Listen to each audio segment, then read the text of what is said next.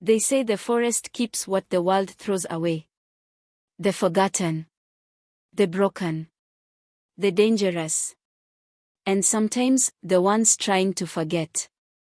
In the far-flung town of Umvasa, time doesn't pass, it lingers.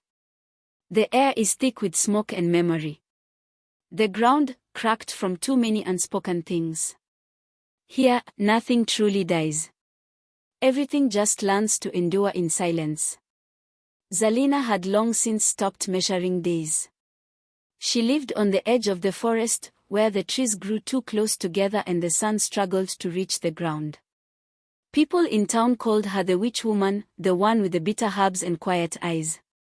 They came to her for healing when doctors failed them, for potions, powders, and things they couldn't name aloud. But they never stayed long. Zalina made people uncomfortable. She reminded them of pain they hadn't yet buried. There were whispers, of course. That she'd killed a man once, with her hands, no less.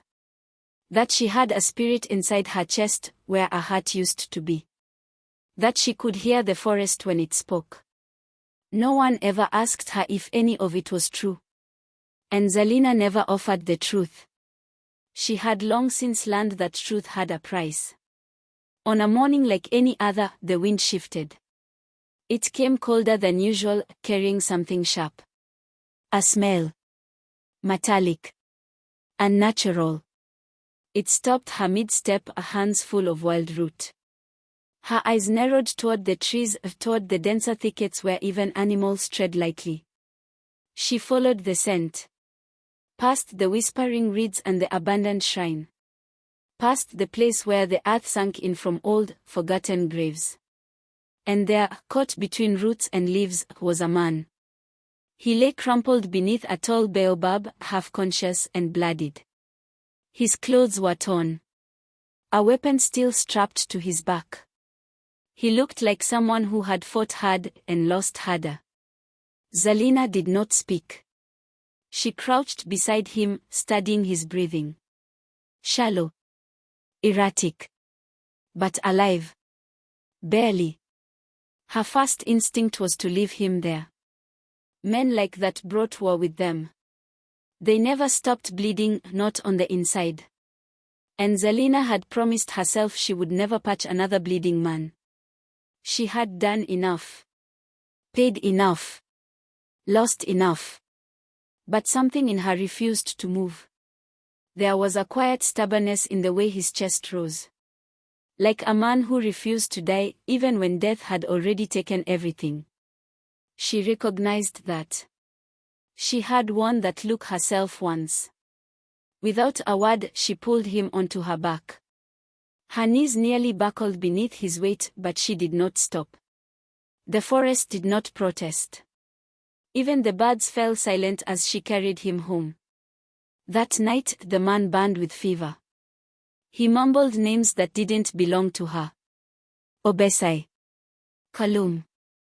His voice cracked with old guilt, with memories too violent to forget. She said nothing. Only pressed bitter leaves to his wounds and poured potion down his throat. He didn't wake. Not until morning. When he finally opened his eyes, he didn't look surprised to see her. Just tired. Like someone who had seen too many faces come and go, and no longer trusted any of them. She stood at a distance, arms crossed. Still silent. You shouldn't be here, she said, her voice quiet and rough with disuse. His lips cracked into something that might have been a smirk. Or maybe it was just pain. Neither should you. She didn't respond. There was nothing to say. Two strangers. One heart. A forest full of ghosts. And a silence that neither of them dared break too quickly. Later, as the wind stirred the baobab leaves above them, Zalina stood at her doorway, watching the sky. She didn't know his name. Didn't need to. Pain recognizes pain.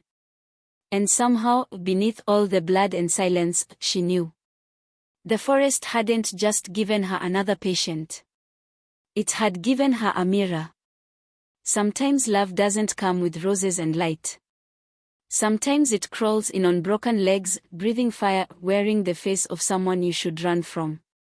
But Zelina didn't run. Not yet. Because even those in the dark deserve to be seen. And even the forest, for all its shadows, sometimes remembers how to give.